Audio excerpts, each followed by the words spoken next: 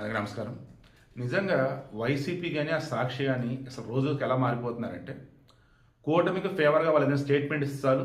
వాళ్ళకి కింద మీద ముందు వెనక ఏదోటి మొత్తం భూతద్దం పెట్టి ఎతికేసి చిన్న తప్పు దొరకగానే హడావుడి చేయడం.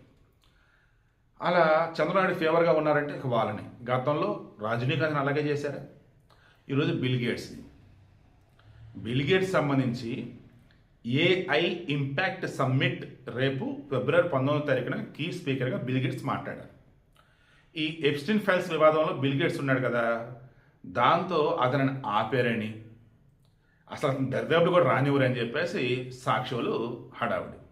ఆ మూమెంట్లో నేను మరలా క్రాస్ చెక్ చేస్తే గేట్స్ ఫౌండేషన్ వాళ్ళు ఒక క్లారిటీ ఇచ్చారు.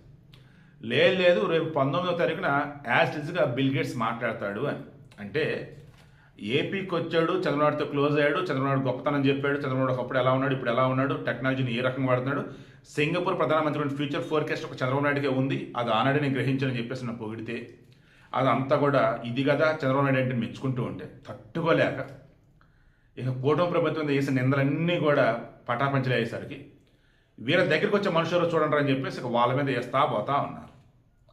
గేట్స్ ఫౌండేషన్లో Bill Gates one of the person, అలాగే మైక్రోసాఫ్ట్ కూడా వన్ ఆఫ్ ద పర్సన్. అంటే ఇప్పుడు ఎప్స్టీన్ ఫైల్స్ విషయంలో బిల్ గేట్స్కి సంబంధించిన మొన్న కూడా అన్నా, కొంచెం కామాంధుడు అయినటువంటి లక్షణాలు ఉంటే ఉండొచ్చు, కళ్ళ ముందు కనిపిస్తూ ఉన్నాయి కదా కొన్ని, అంటే అది ఆవిడ కూడా చెప్పింది. అండ్ రష్యన్ ఆడవాళ్ళతో ఎలా ఏంటి అది కూడా డిస్కస్ చేసాం.